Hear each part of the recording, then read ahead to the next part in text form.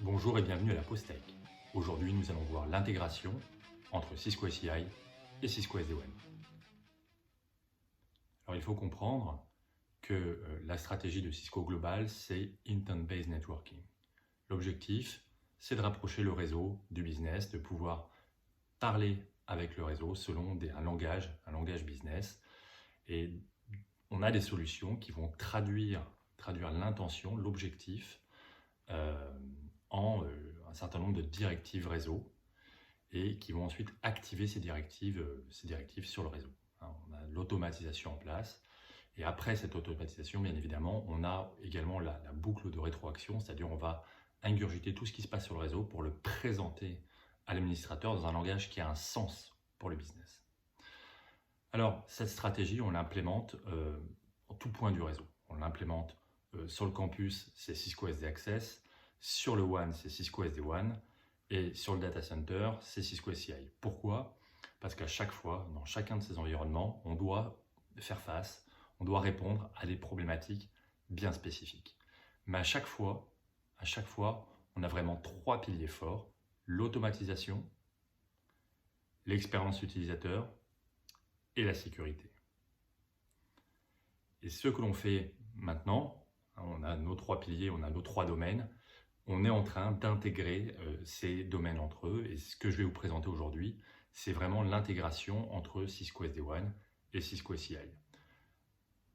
Ce qu'on essaye de faire ici, c'est vraiment de permettre d'implémenter des policies sur le SD-WAN, c'est-à-dire de garantir sur le SD-WAN un SLA qui va être demandé par l'application sur le data center. Donc l'administrateur sur le data center ou même le développeur de l'application va pouvoir demander un SLA au niveau de Cisco SCI et ce SLA sera automatiquement implémenté sur le SD-WAN. Alors pour vous montrer tout ça, je vais vous faire une petite démo. Un réseau assez simple avec un site distant connecté à un data center SCI à travers deux liaisons. Une liaison MPLS, une liaison Internet, et sur la liaison MPLS, j'ai rajouté un petit peu de latence, 150 millisecondes de latence. Et on va voir en fonction des caractéristiques qu'on va donner sur l'application, on va voir le routage utilisé, soit la liaison MPLS, soit la liaison Internet pour avoir une optimisation. Alors, il faut bien comprendre sur SCI, donc sur APIC, qui est la console de management, le contrôleur de la solution SCI, sur le contrôleur APIC, pour pouvoir accéder à une application, il faut définir ce qu'on appelle des contrats. Et ici, on voit que j'ai un contrat entre finalement tous mes utilisateurs ENI et mon application publique.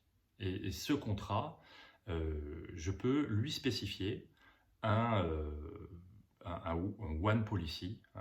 C'est vraiment ce que je veux avoir sur le WAN en termes de SLA. Et là, j'ai un WAN policy qui est positionné à default. C'est-à-dire qu'en gros, je ne vais pas demander grand-chose au niveau du WAN. Alors, et on voit d'ailleurs au niveau du client que les pings utilisent le lien MPLS qui est la route dans cette démo qui est le lien utilisé par défaut. Par défaut, je n'ai pas d'optimisation, j'ai demandé à ce que les pings aillent par défaut sur MPLS pour que la démo soit parlante. Et si je retourne sur APIC et que je modifie le contrat pour dire oui, entre tous mes utilisateurs et mon application, je veux avoir une WAN policy de type transactional data, c'est-à-dire je vais avoir des prérequis plus forts en termes de latence, en termes de jitter, en termes de packet loss. Et dès que je vais modifier cela sur APIC, dans le data center Cisco SCI, automatiquement on voit que le reroutage a lieu au niveau du WAN. On voit que la latence est passée de 150 millisecondes à quasiment pas de millisecondes, vraiment une latence nulle. Alors cette intégration, comme on l'a fait, c'est pas une intégration boîte par boîte en termes de routeur, de switch, etc. C'est vraiment une intégration entre, on va dire, les contrôleurs de domaine, entre APIC dans le data center SCI et vManage sur le SD-WAN. Alors on voit, il suffit dans APIC de déclarer le vManage et ensuite dans le vManage, on voit qu'une intégration avec Cisco SCI. Et on voit également qu'il est possible d'y associer un certain nombre de routeurs.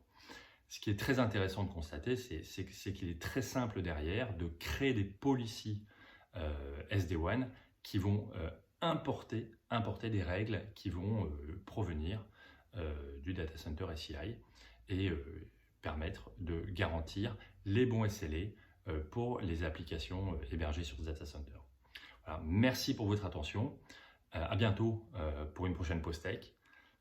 Au revoir.